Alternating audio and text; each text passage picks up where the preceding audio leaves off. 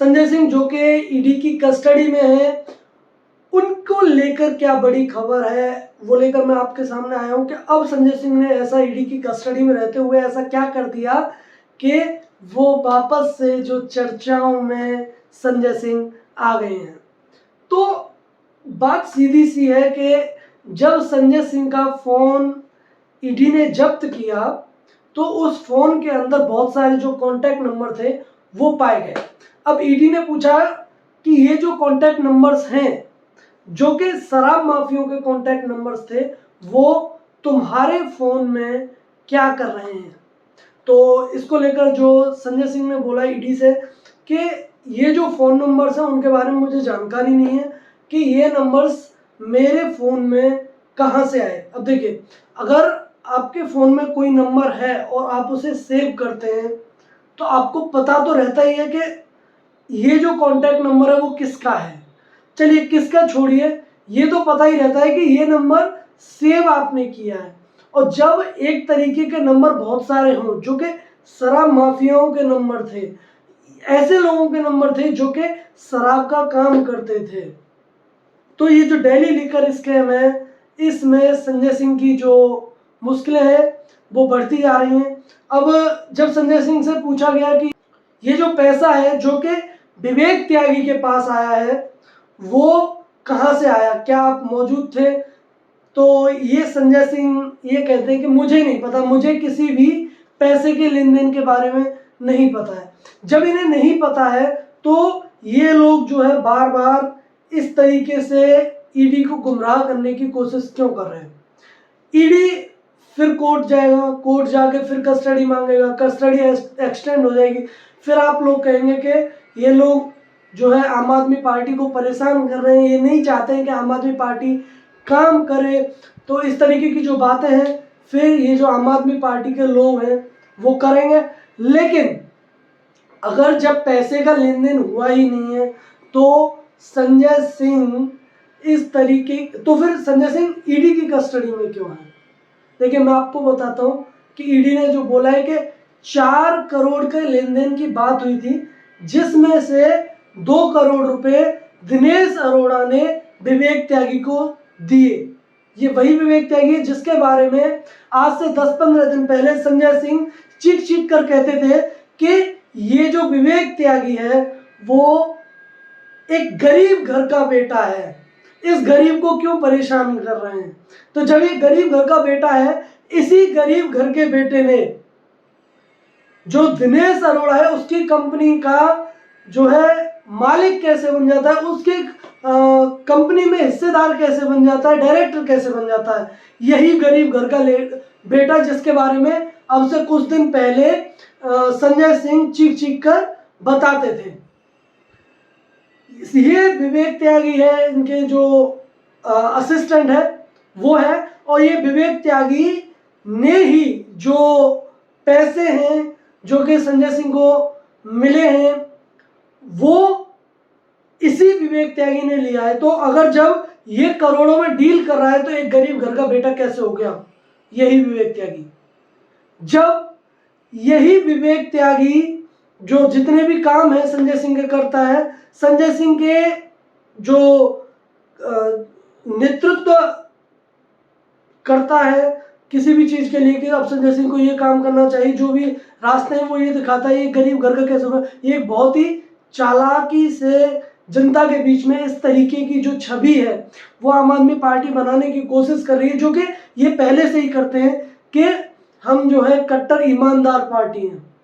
अगर ये लोग ईमानदार हैं तो सत्येंद्र जैन इतने दिनों से जेल में क्यों है? आपको याद होगा जितेंद्र तोमर का जो वाकया हुआ था फर्जी डिग्री का, उसमें भी ये लोग यही कहते थे, जो अरविंद केजरीवाल थे वो यही कहते थे कि इसकी डिग्री मैंने चेक की है कि इसकी जो डिग्री है वो फर्जी नहीं है। जब डिग्री फर्जी नहीं है तो फिर बाद में कोर्ट उन्हीं डिग्रियों को फर्जी कैसे बता देता है जब फर्जी डिग्री है ही नहीं जितेंद्र तोमर की। तो इन्होंने जितेंद्र तोमर वाले मामले में यही बात कही। और जो सत्येंद्र जैन है वो इतने दिनों से जेल में है, अभी स्वास्थ्य कारणों के कारण जो है जेल से बाहर आए, बेल मिली है उन्हें।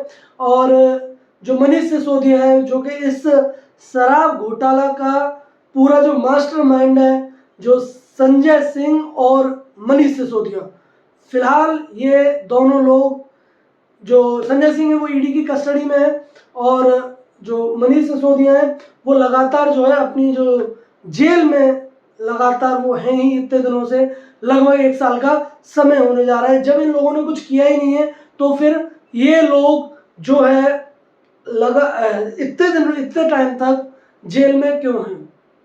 और जब संजय सिंह कहते हैं कि मैंने तो कुछ किया ही नहीं है, जब संजय सिंह ने कुछ किया ही नहीं तो फिर संजय सिंह को ऐसे क्यों? देखिए, जब कुछ किया नहीं है तो फिर आप लोग छुट जाएंगे, तो फिर इतना डरने की और हाय तौबा मचाने की क्या बात है? डरना और हाय तौबा मचाने की तो कोई बात ही नहीं रह जाती है फिर।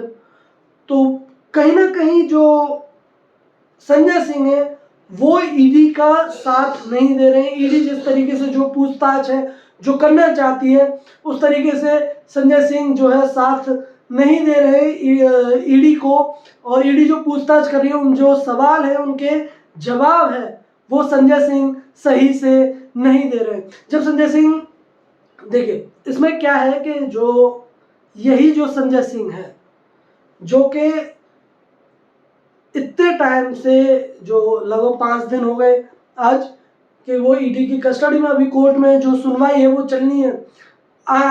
ईडी चाहेगी कि ये जो कस्टडी है वो एक्सटेंड हो, क्योंकि अभी तक तो किसी भी तरीके के जो जवाब हैं वो संजय सिंह ने नहीं दिए। हर चीज़ में यही बोल दिया गया है कि इन जो संजय सिंह है उसे कुछ पता ही नहीं है। अगर संजय सिंह को कुछ नहीं पता है, अब कल को ये इंसान ये भी बोल सकता है कि मैं दिनेश अरोड़ा को नहीं जानता हूं।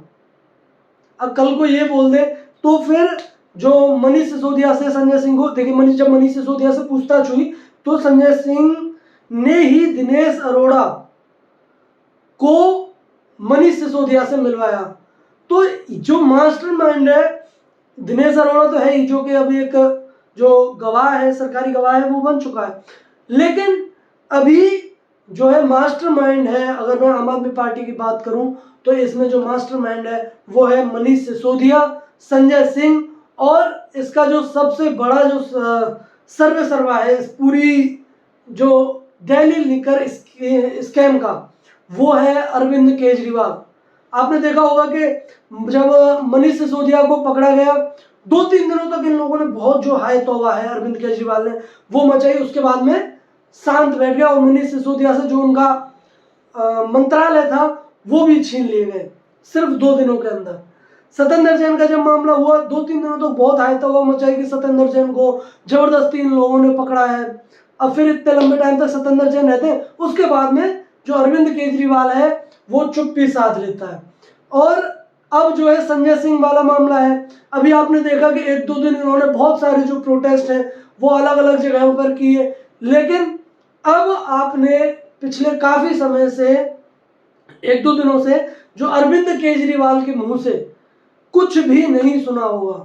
अब अरविंद केजरीवाल ने जो है दिल्ली शराब घोटाले पर और संजय सिंह की गिरफ्तारी पर जो है चुप्पी साध ली है। तो ये जो बंदा है वो बार बार ऐसे क्यों करता है? क्यों?